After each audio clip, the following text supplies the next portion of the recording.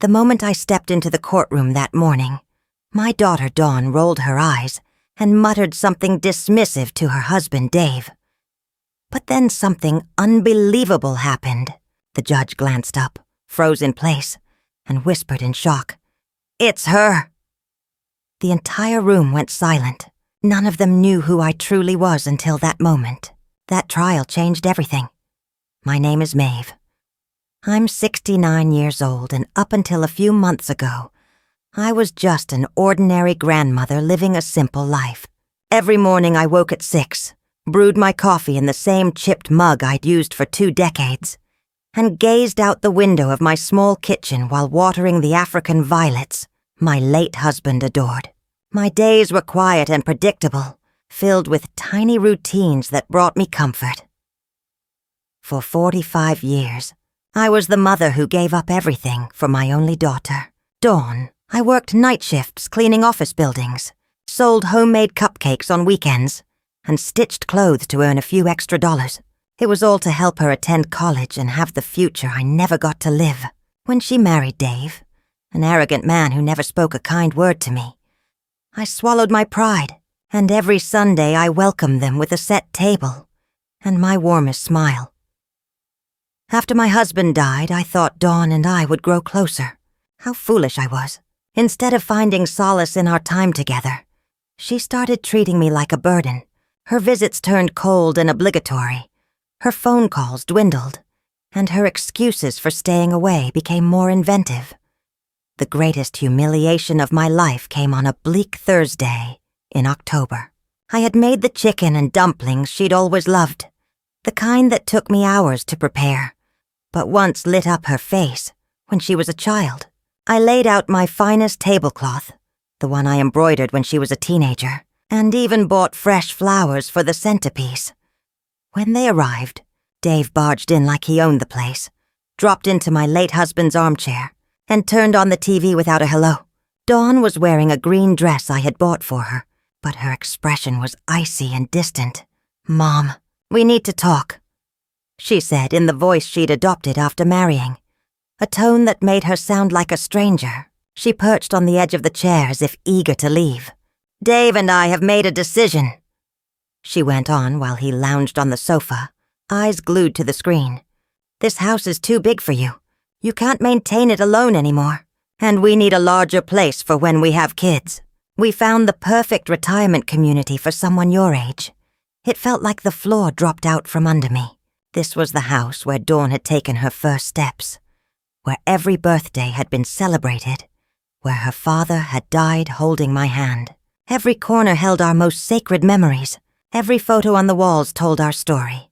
But Dawn, this is our home. All our memories live here.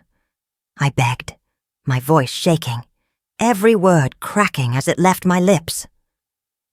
"Memories are in the heart, Mom, not hanging on walls," she replied with a chill that pierced me to the core.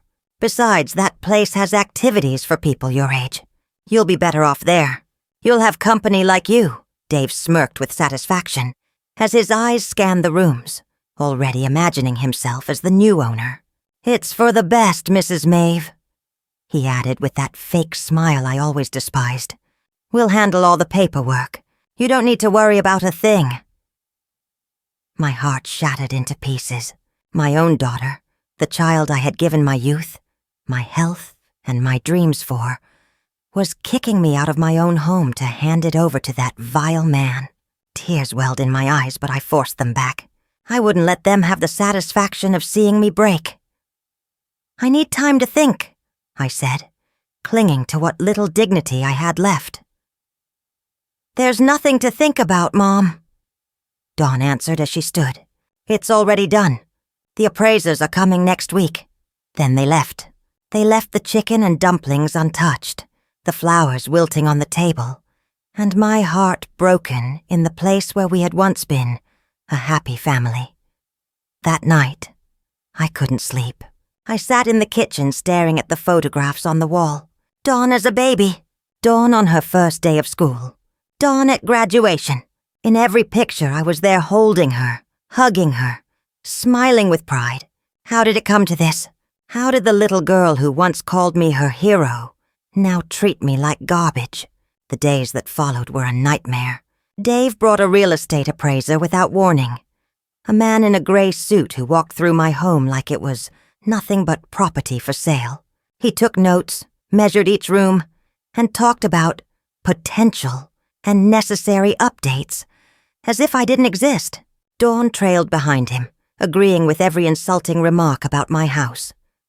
"The plumbing is old," the appraiser said, "and these kitchen tiles are outdated. Everything needs replacing. My husband had laid those tiles by hand when Dawn was 10. Each piece was an act of love, time, and hope for our future. But to them, it was just something in the way of their plans." The humiliation only deepened when Dawn brought brochures for the retirement home. "Look, Mom, the gardens are beautiful, and they do bingo on Tuesdays," she said in that fake, cheerful voice she used when trying to push an idea. "Plus, there's a nurse around 24/7. You'll be safer." I'd lived in that house for 3 decades without a single problem. I knew every neighbor, had my routines, my plants, my memories. But to Dawn, none of that mattered. All that mattered was getting me out of her path. One day, when I least expected it, they came with documents. Dave strode in like he already owned the place, followed by Dawn and a man who introduced himself as a lawyer. "Mrs. Maeve, we've prepared everything for the property transfer. We just need your signature." "Transfer?" I asked, stunned. "I thought you were going to sell the house." Dawn wouldn't look me in the eye. "Well, Dave and I decided to keep it. It's better for the family to keep property, within the family." That's when I finally understood. It wasn't just that they wanted me gone. They wanted to take the house itself, the legacy my husband and I built with years of sacrifice. It was theft disguised as concern. "I'm not signing anything," I said with as much strength as I had left. Dave jumped up, his face twisting as the mask he'd worn when my husband was alive dropped away. "Ma'am, you're not capable of making decisions anymore. Dawn is your only heir, and she's acting in your best interest." "This is my house," I shouted, startling myself with the strength in my voice. "And I'm not leaving." "Mom, don't make this harder," Dawn muttered, showing the first hint of unease. "You know you can't keep living alone. Last week you forgot to turn off the gas stove." It was a lie. I had never once forgotten to turn off the gas. But Dave smiled like he'd just found the perfect justification. "Come on, Dawn. Your mother isn't well. It's dangerous to leave her by herself." The lawyer cleared his throat. "Ma'am, if you don't sign willingly, we may have to consider other legal options. A mental incapacity petition, for example." I felt the world closing in on me. My own daughter was ready to declare me unfit just to take my house. The man I had accepted as a son-in-law was threatening me in my own living room. And I, a 69-year-old woman, was completely alone against them. "I need time," I whispered in defeat. "You have 1 week," Dave said coolly. "Then we'll do what we must." When they finally left, I collapsed into my husband's armchair and cried harder than I had since his funeral. I cried for the daughter I had lost, for the home they were stealing, for the life crumbling around me. I felt betrayed, humiliated, and utterly defenseless. That night, for the first time in my life, I thought about giving up. Maybe they were right. Maybe I was too old, too weak, too useless to keep fighting. Maybe it would be easier to surrender and fade away quietly, just as they wanted. But something inside me wouldn't die. A small flame of dignity still burned in my chest. I wasn't going to let them crush me without resistance. Not after a lifetime of sacrifice and love. The next day, Dawn returned alone. For a moment, hope flickered in me. Maybe she had changed her mind. Maybe she'd come to apologize. How wrong I was. "Mom, I came to help you pack," she said in that robotic tone she had adopted. "I brought boxes. We can start with your clothes." I stared at her, searching for any sign of the girl I had raised. All I saw was a stranger, calm, cold, and calculated. "Dawn, please think this through. I'm your mother." "That's exactly why I'm doing it," she answered without meeting my eyes. "Because I love you, and I want what's best for you." Love. This was love? Stripping me of my home, my dignity. Everything I had left? That was love? For hours, Dawn packed my belongings like they were junk. She grabbed family photos and tossed them carelessly into boxes. She wrapped the books my husband had gifted me. The wedding china. The embroidered tablecloths I made through sleepless nights. "This dress is so old, Mom. You don't need it," she said, holding up my mourning dress, the one I'd worn to my husband's funeral. "Leave it," I pleaded. "Please, just leave it." But she had already placed it in a donation bag. My pain meant nothing. My memories meant nothing. I meant nothing. The final blow came when she opened my jewelry box. Inside were my wedding ring, the earrings my husband gave me on our 20th anniversary, and a delicate gold chain that belonged to my mother. "This jewelry will be safer in a safe deposit box," Dawn said, as she slipped the box into her purse. "It could get lost or stolen at the community." "Those are mine," I cried, trying to grab her purse. "Mom, you're getting very agitated. This only proves you can't take care of yourself," she replied with a chilling calm. In that moment, I knew I had lost my daughter forever. The Dawn I had loved was gone, replaced by a heartless woman manipulated by Dave and blinded by greed. That night, when she left, taking my jewelry and the last pieces of my past with her, I was alone in my half-empty home. The bare walls mocked me, reminding me of how quickly a lifetime could be dismantled. I couldn't eat. I couldn't sleep. I sat on the living room floor, surrounded by half-packed boxes and scattered memories, wondering how it had come to this. When I had become invisible, when I had stopped mattering. The days that followed were a waking nightmare. Dave arrived early each morning to supervise everything, as if I couldn't pack my own belongings. He brought strangers who measured, photographed, and appraised every inch of my house. They spoke about me as though I weren't there, like I was an old piece of furniture to be cleared out. "The lady will have to speed up," Dave told Dawn. "The movers are coming on Monday." It was Friday. I had 3 days left in the home where I had lived for 3 decades, where I had raised my daughter, where I had loved and been loved. "What if I don't finish packing?" I whispered. "Don't worry, Mom," Dawn said without looking up from her phone. "The movers will do whatever's left. Just take what's essential." What's essential? As if a lifetime could be reduced to a few necessities. That afternoon, after they left, I walked through my house like a ghost. I touched the walls my husband had painted. I sat in every chair where we had shared breakfast. I opened drawers filled with small treasures from another time. In my husband's desk, I found old letters, paid bills, and some papers I'd never seen. Most were unimportant, but one folder stood out. It was marked with his initials and secured with a tiny lock. Curious and desperate for anything to hold on to, I searched all his usual hiding spots for the key. I finally discovered it tucked inside an old book, marking a page about investments and property. When I opened the folder, my world shifted forever. There were documents I didn't completely understand, but one stood out instantly. It was a will dated just 6 months before my husband's death, one I had never known existed. My hands trembled as I read. My husband had been more prepared than I ever imagined, and Dawn, my dear Dawn, had no idea what was coming. With shaking fingers, I began reading the will that would change my life forever. My husband, who had always seemed so quiet about finances, had been far more active in his final years than I ever imagined. The papers revealed he hadn't just been the humble employee I believed he was. For decades, he had been quietly investing every spare dollar he earned. He bought small properties when prices were low, invested in company stocks that had now skyrocketed in value, and built a fortune I never could have dreamed of. But that wasn't the only shock. The will clearly stated that I was the sole heir to everything. Dawn would only receive a small allowance if I passed away, and only if she had treated me with care and respect in my final years. My husband had been wiser than I knew. He had sensed something in Dave that I had refused to see.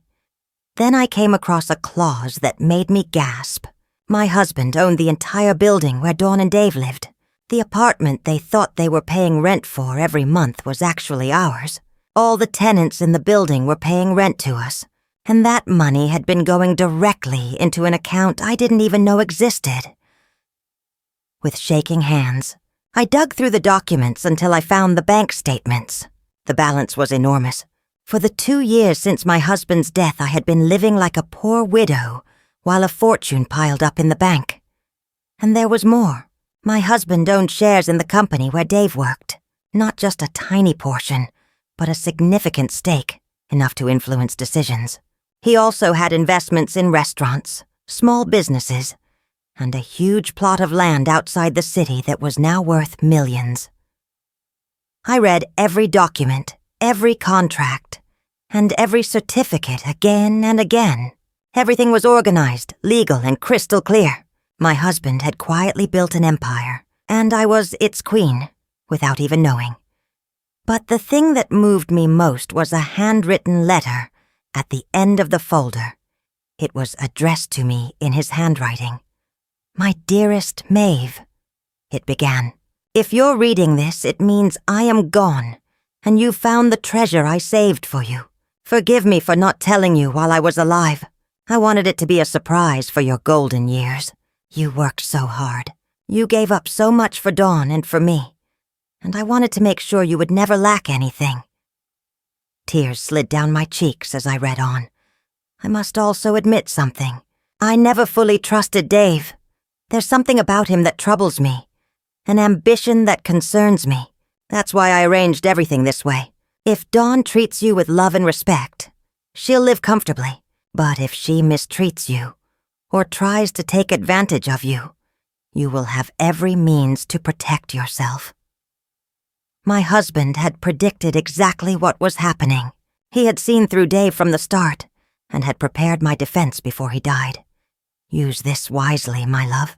Not to hurt, but to protect yourself and to teach. Deep down, Dawn is a good person. She's just lost her way. But if you need to stand up for yourself, now you have the tools. Signed, your husband, who loves you for all eternity. I sat on the living room floor, surrounded by documents worth millions, crying for the wise man I had lost, and the daughter I was about to lose. But for the first time in months, my tears weren't from defeat. They were tears of gratitude, hope, and yes, quiet satisfaction. Dawn and Dave thought they were robbing me of everything. They had no idea that I owned the building they lived in, the shares in the company where Dave worked, and multiple properties across the city. They believed they were forcing me out of my home to take it for themselves, not realizing that this house was the least valuable thing in my name. That night, I didn't sleep, but for the first time in weeks it wasn't because of sorrow. My mind was alive, planning, strategizing, calculating. My husband had given me more than wealth. He had given me power, and now I had to decide how to wield it. Monday arrived with a light rain tapping at the windows. Dawn and Dave showed up early with movers, expecting to see me packed and ready to go. Instead, they found me sitting peacefully in my favorite armchair, sipping tea as if it were any ordinary morning. "Mom, what are you doing? The movers are already here," Dawn said with that impatience she'd developed. "I'm not leaving anymore," I replied with a calmness that even surprised me. Dave approached with that threatening smile I knew too well. "Mrs. Maeve, we've already discussed this. You don't have a say." I met his eyes for the first time in years. "You're right, Dave. I don't have a choice. But it turns out, you don't either." Something in my voice must have alerted them, because Dawn stepped closer, looking unsettled. "What are you talking about, Mom?" "I'm talking about the fact that I discovered something very interesting about my financial situation," I said, taking another sip of tea. But don't worry. You'll understand soon enough." They stared at me with the same expression they used when they thought I was rambling nonsense. But I was no longer the frightened woman from a week earlier. I had a plan, and more importantly, the power to carry it out. "Mom, stop with the drama," Dawn said sharply. "The movers are waiting and they have other homes after this." "Then they can go," I answered evenly, "because no one is moving a single thing out of here." Dave shot to his feet. "Ma'am, I don't think you understand what's happening. You don't get a say in this." "On the contrary, Dave. You're the one who doesn't understand." I stood slowly and walked to the desk, where I had placed a few of the documents I'd found. Not all of them. Just the ones I needed for this moment. "Did you know," I asked, "that the apartment you've lived in for 3 years has never been paid to its actual owner?" Dawn's brows drew together. "What are you talking about? We pay rent every month." "Yes, you do. But you pay it to a management company that transfers the funds to me, because I own the entire building." The silence that followed was crushing. Dave was the first to react with a shaky laugh. "That's ridiculous. You live off a tiny pension." "I lived on that pension because I chose to," I said, savoring every second of their disbelief. My husband was far more clever than any of us realized. I held out one of the property deeds. Dawn took it with trembling hands and read it once, twice, 3 times. This can't be real," she whispered. "It's as real as the fact that you were trying to throw me out of my own house to claim it. But it turns out this house is the least valuable thing I own." Dave snatched the paper from her. His face drained of color as he scanned it. "This must be fake. Some forged document." "You're welcome to verify at any time," I said with a smile I hadn't felt in months. "In fact, I encourage you to." Dawn collapsed onto the sofa as though her legs failed her. "Why didn't you ever tell us?" "Because I didn't even know until 3 days ago. Your father kept it secret to protect me. He was a visionary." Dave began pacing, clearly rattled. "This changes everything, Dawn. If your mother owns the building, she could evict you whenever she wants. Along with all the other tenants who've been paying me faithfully for 2 years. I finished for him. "You can't do that," Dawn said, her voice breaking. "We're family." "Family?" The word came out sharper than I meant, coated with bitterness. "Like when you were about to declare me mentally unfit to take my house. Like when you packed my memories like trash? Like when you took my mother's jewelry?" Dawn started to cry. But this time they weren't the fake tears she used to manipulate. They were tears of real fear. "Mom, please, we can fix this. It was all Dave's idea." "Dawn!" Dave barked, furious she was blaming him. "It's the truth," she went on, ignoring him. "He told me it was what was best for you. He said you were losing your memory and couldn't take care of yourself." "And you believed that?" I asked, my heart breaking all over again. "Do you know your own mother so little that you trusted him over your instincts?" The movers, who had been standing by the entrance, stepped toward us, confused. "Excuse me, are we taking the furniture or not? We've got another job in an hour." "No," I said firmly. "Nothing is being removed. You can go." Dave approached me, that familiar aggression now out in the open. "This isn't over, old woman. We're going to contest those documents. We'll prove they're fake. Feel free," I replied without flinching. "Meanwhile, I hope you've saved enough money to find somewhere else to live, because on the 1st of next month, you'll be getting an eviction notice." "You can't do this to us!" Dave shouted, losing control. "Oh, I can, and I will. But don't worry, I'll be fair. I'll give you the 30 days the law allows." Dawn stood abruptly. "Mom, please, you have to understand. Dave told me that if I didn't convince you to move, he would leave me. He said he couldn't stand knowing you were here alone, being a danger to yourself." And that justifies everything you did to me? I asked. That excuses treating me like garbage, packing my memories carelessly, taking your grandmother's jewelry. I'll give it back right now, Dawn said, panicking as she dug through her purse. It's too late for that, I answered quietly. Dave stepped closer again, but this time his demeanor had changed. He wasn't threatening. He was almost begging. Mrs. Maeve, we can make a deal. Dawn is pregnant. Are you really going to throw your grandchild onto the street? It felt like a punch to the chest. Dawn was expecting and she hadn't told me. I was going to be a grandmother, and I found out only because Dave used it as leverage. Is that true? I asked Dawn. She nodded through tears. I wanted to tell you differently. I wanted it to be a special surprise, like the surprise of throwing me out of my home, I replied, though I could feel my resolve slipping.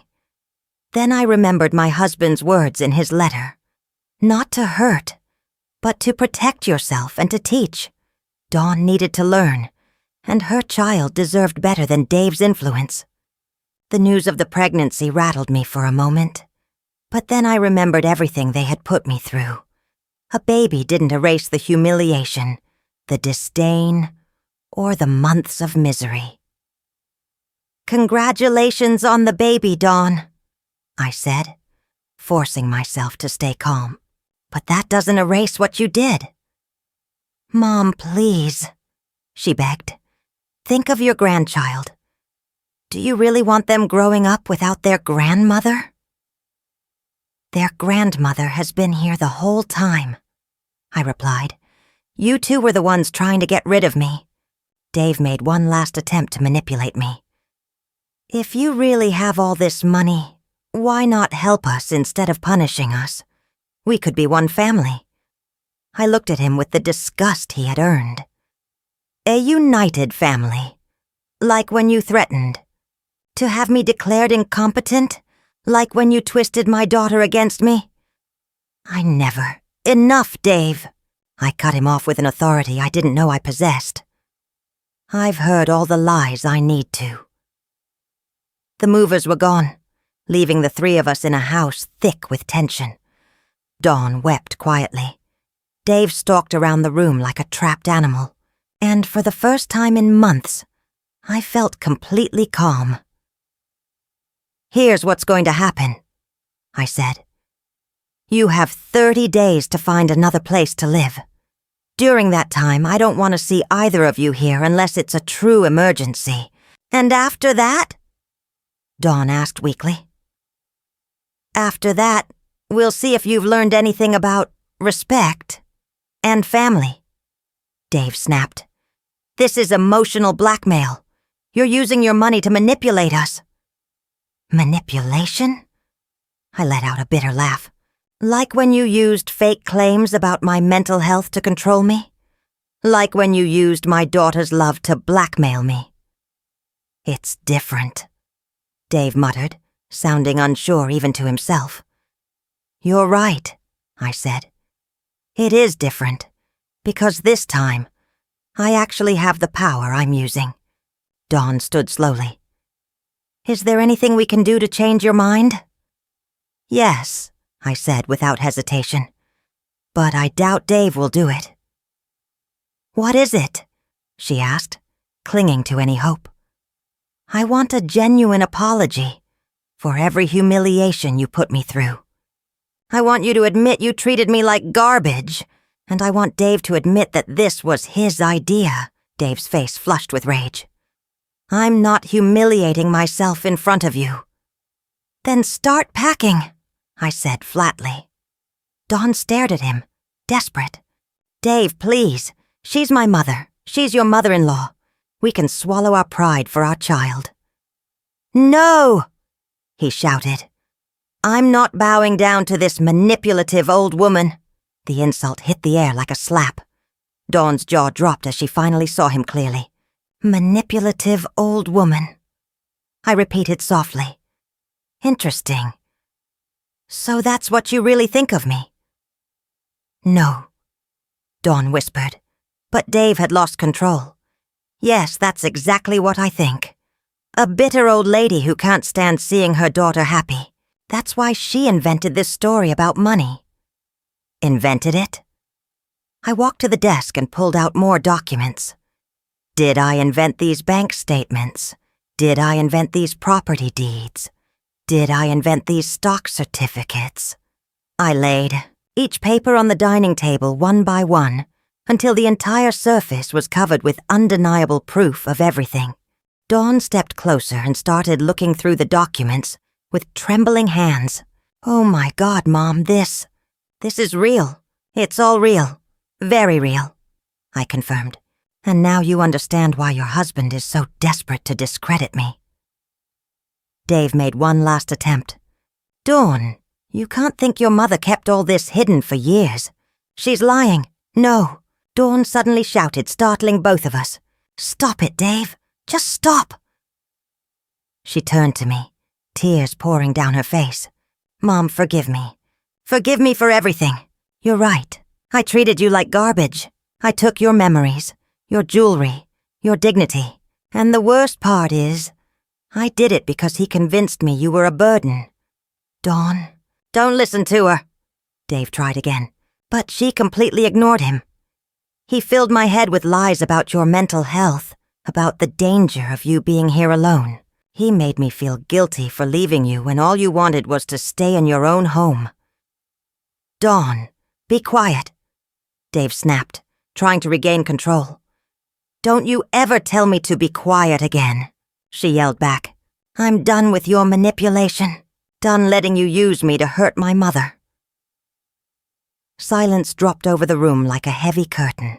For the first time in years, Dawn stood up for something true, instead of doing whatever her husband wanted. Dave stared at her with a coldness that sent a chill through me. If you choose your mother over me, Dawn, this relationship is finished.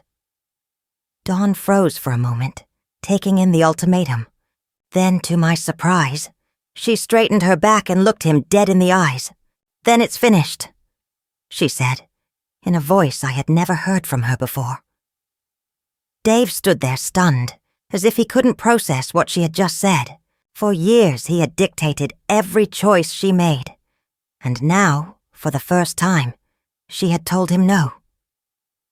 You're joking, he muttered with a shaky smile. You're pregnant, Dawn. You can't raise a child alone. I won't be alone, Dawn said, and for the first time in months, she looked at me with something close to love. I have my mother. But I wasn't ready to let go of the pain that quickly.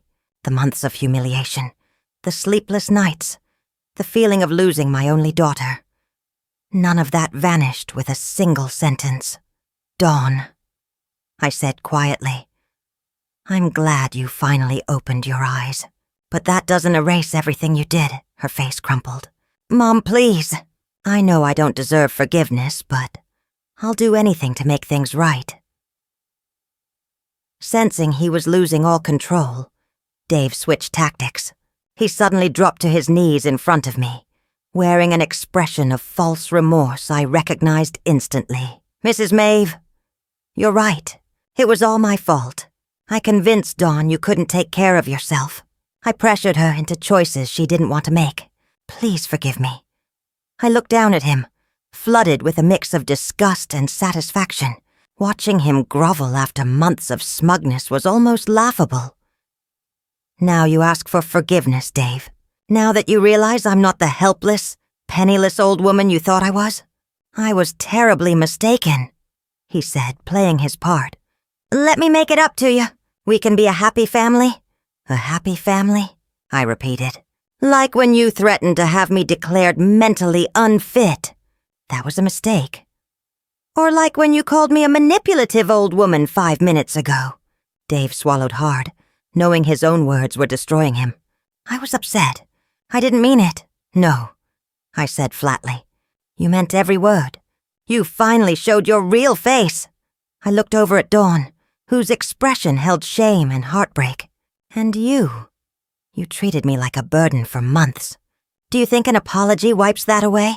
No, she said, her voice trembling. I know it doesn't, but I can try to make amends. How? I asked. She glanced at Dave still kneeling on the floor, then looked back at me. By leaving him. By walking away from the man who convinced me to betray the only person who ever loved me without conditions. Dave jumped to his feet.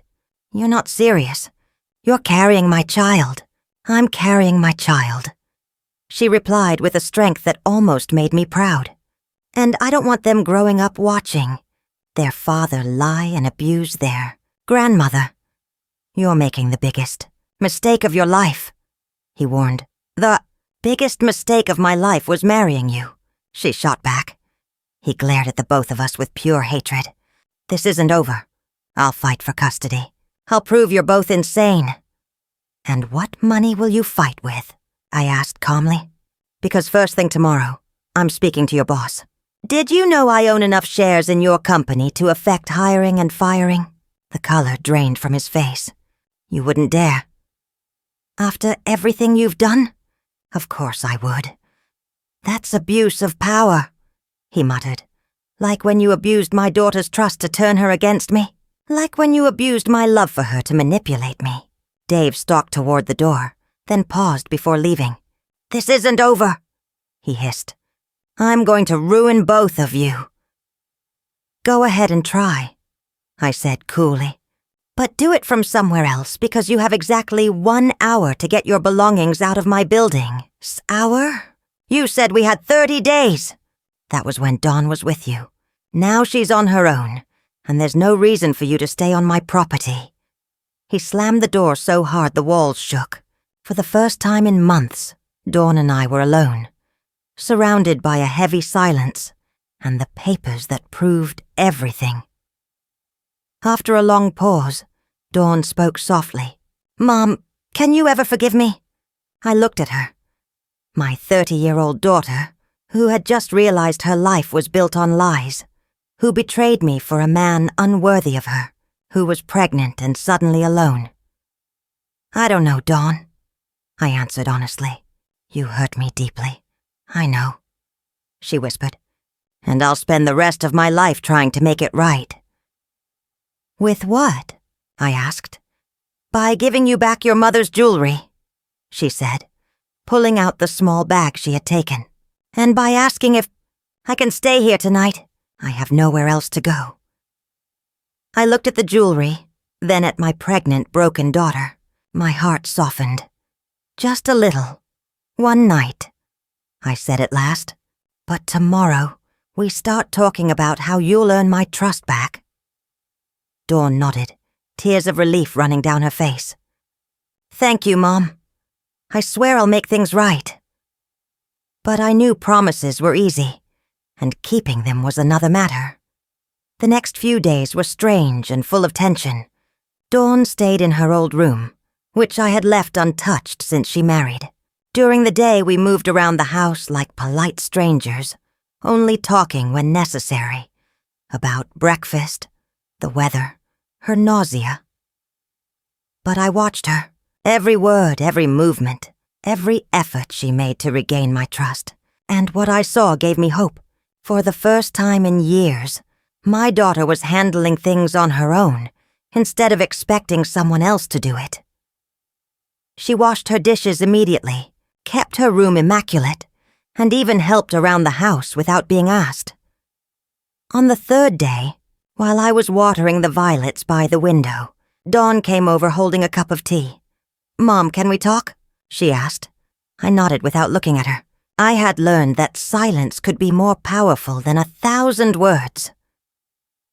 I've been thinking a lot these last few days, she said, sitting in the chair Dave used to occupy like a king. About everything that happened, about what I did and said. Dawn continued. I kept watering my plants, waiting for her to go on. I've realized it wasn't just Dave who changed me. I let him change me. I chose to believe him instead of trusting my own heart. I finally turned to look at her. She had dark circles under her eyes and looked thinner, even with the pregnancy. It was obvious she hadn't been sleeping. And why do you think that happened? I asked. Dawn let out a long breath, because it was easier to blame you than admit I had married the wrong man. That honesty caught me off guard. I had expected excuses and justifications, not that kind of raw truth. When Dave started complaining that you visited too often, I knew deep down he was being unreasonable. But it was simpler to believe you were clingy than to face that he was selfish. She rested her hands on her belly where the pregnancy was only beginning to show. When he started suggesting you should move into a retirement home, I knew it was wrong. But he convinced me it was for your own good, and I wanted to believe him because then I wouldn't have to face the real issue. And what was the real issue? I asked, even though I already knew. That I married a man who didn't respect my family, didn't respect me, and was never going to change. In the days that followed, Dawn began telling me things that made my skin crawl.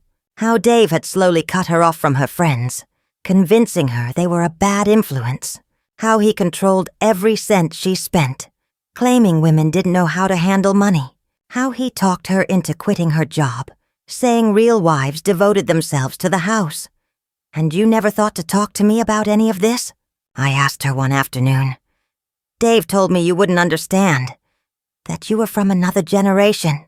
He made me believe that if I told you about our problems, you'd tell me to leave him, and he didn't want anyone interfering in our marriage.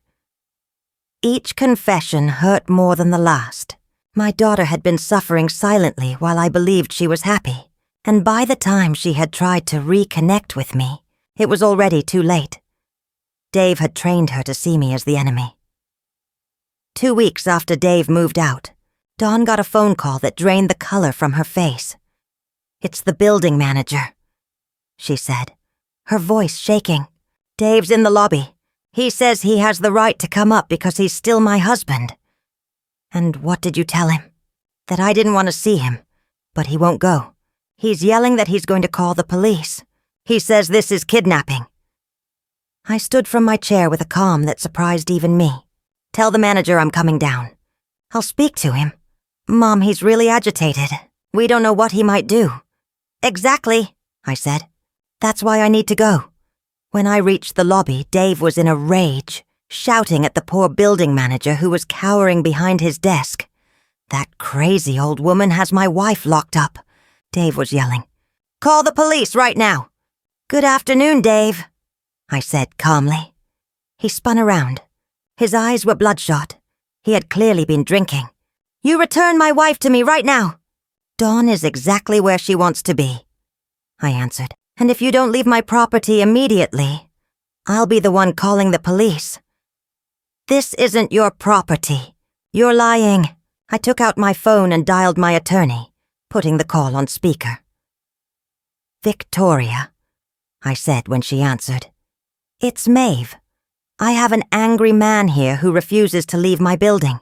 Could you confirm that I'm the legal owner?" "Of course, Mrs. Maeve," my lawyer said clearly. "You are the sole owner of the building located at—" Dave went silent as he listened to her words. The manager looked at him with fear and embarrassment, finally piecing it together. "Anything else you'd like me to clarify, Dave?" I asked after hanging up. "This isn't over," he muttered, but there was no strength behind it. "You're right," I said, "because tomorrow I'll be speaking to your supervisor at work, and the day after that, to the bank that financed your car. Connections come in handy when you have the resources." Dave left without another word, but I knew he'd return. Men like him rarely give up easily.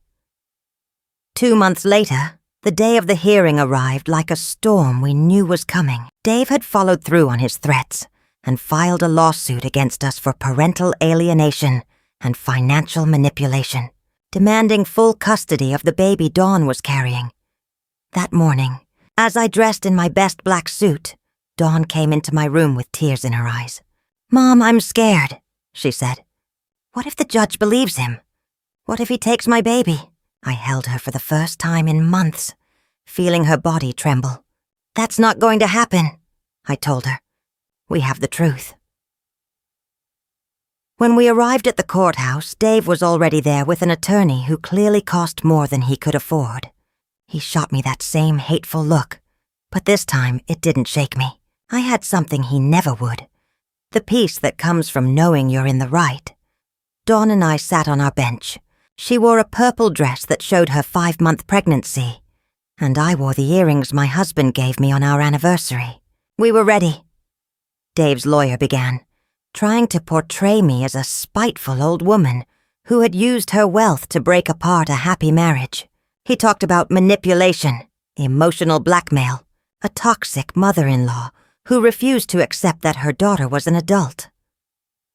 When it was our turn, my attorney, Victoria, stood gracefully and began laying out the evidence.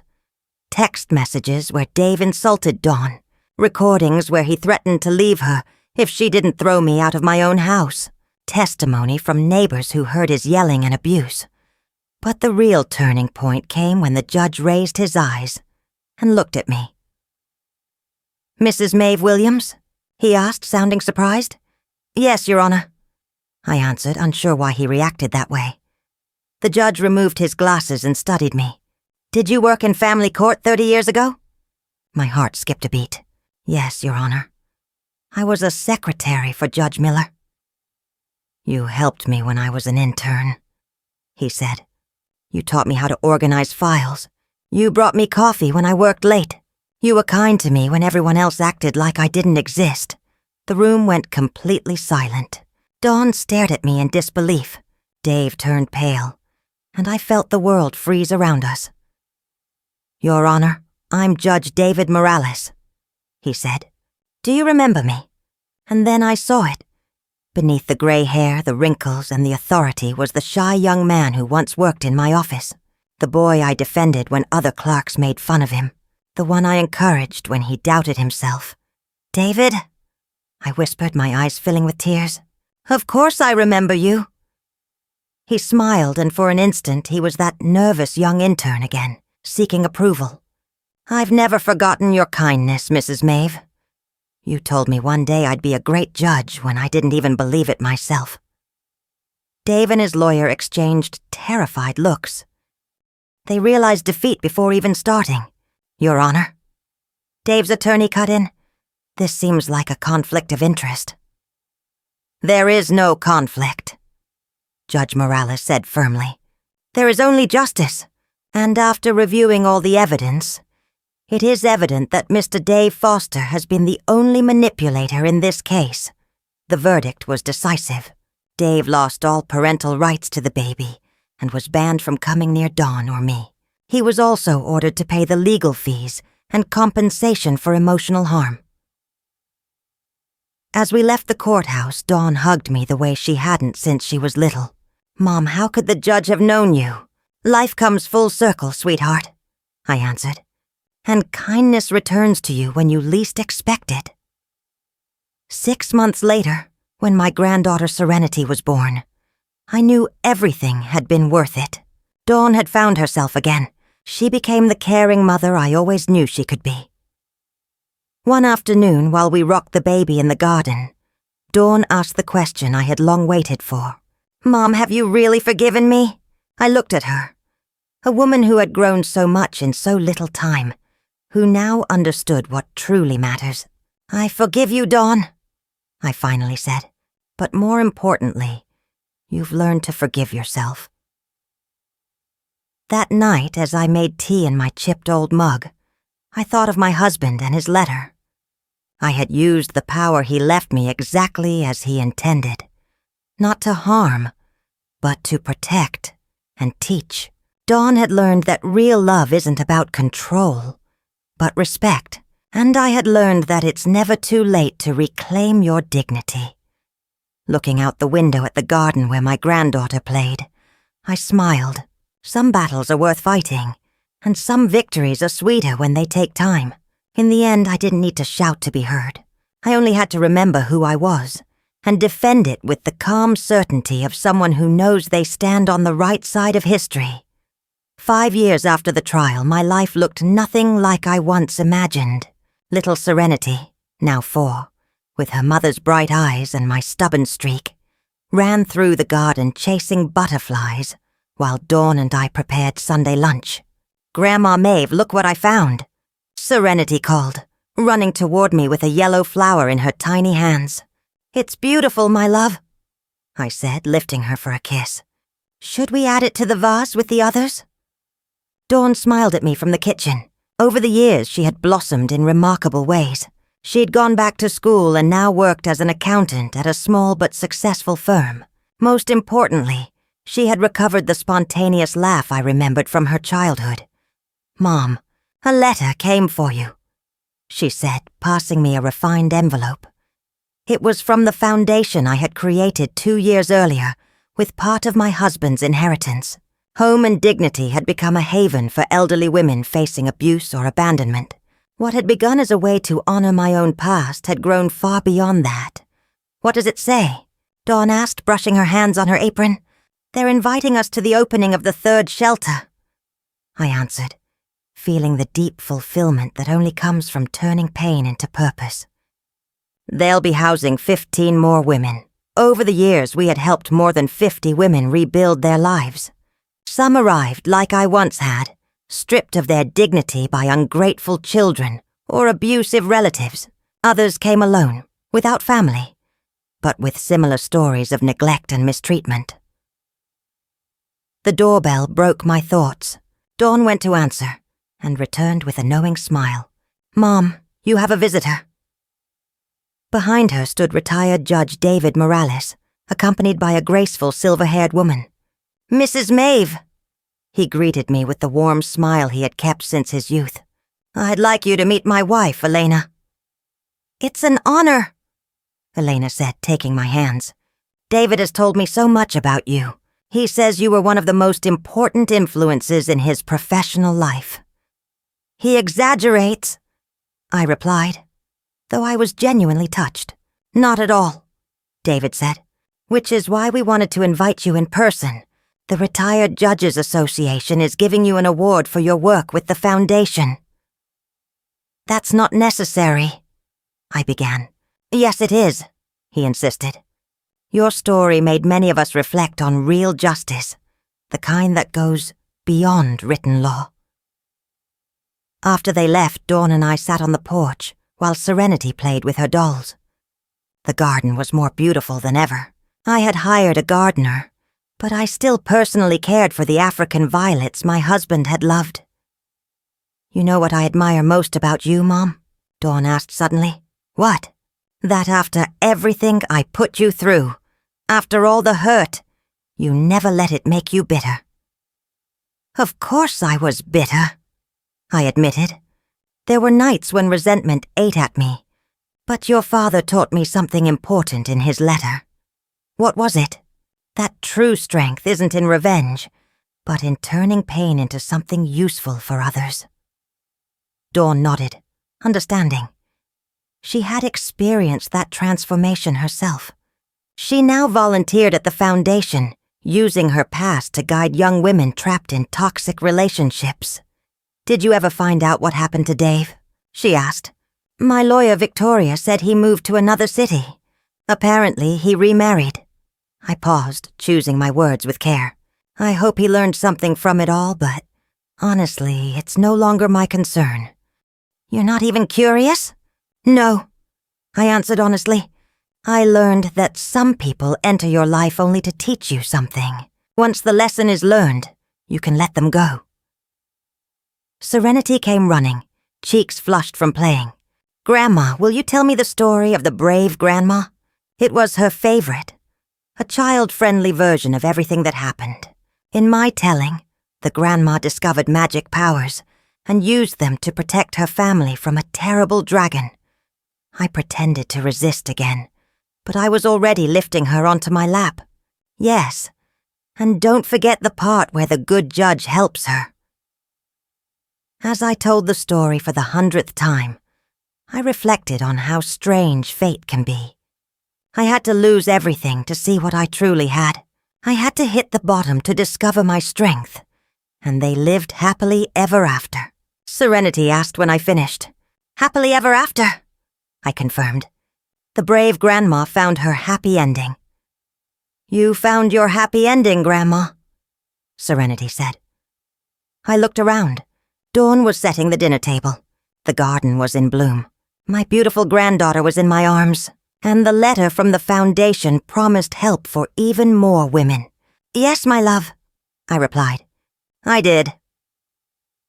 That night, after tucking Serenity into bed, I sat in my favorite chair with a cup of tea and the letters that arrived every week from the women we had helped. A 75-year-old woman thanked me for giving her the courage to confront her abusive son. Another, 60 years old, told me she had reclaimed her home after her grandchildren tried to cheat her. Each letter confirmed that what I went through had served a purpose bigger than my pain. Dawn sat beside me with her own tea. "What are you thinking about, Mom?" "Your father," I admitted. "How proud he would be of what we've created." "I'm sure he's watching us," Dawn murmured. "And about you," I added. "How proud I am of the woman you've become." "I learned from the best," she said, taking my hand. We sat quietly, soaking in the stillness of the night. In the distance, the faint hum of the city drifted over. But here in our garden, peace settled. "I love you, Mom," Dawn whispered. "And I love you, sweetheart," I replied. "I've always loved you, even in the darkest times." And it was true. A mother's love outlasts hurt, disappointment, and betrayal. It is stronger than pride, more enduring than resentment, and more powerful than any inheritance. That night I slept deeply. No nightmares, no fears. I had found something worth more than any amount of money. The peace that comes from knowing I used my second chance well. In the end, it wasn't about wealth or about the power I once held. It was about turning pain into purpose, shame into strength, and experience into guidance for others. I had learned the greatest lesson of all, that it is never too late to stand up for yourself, never too late to change your story.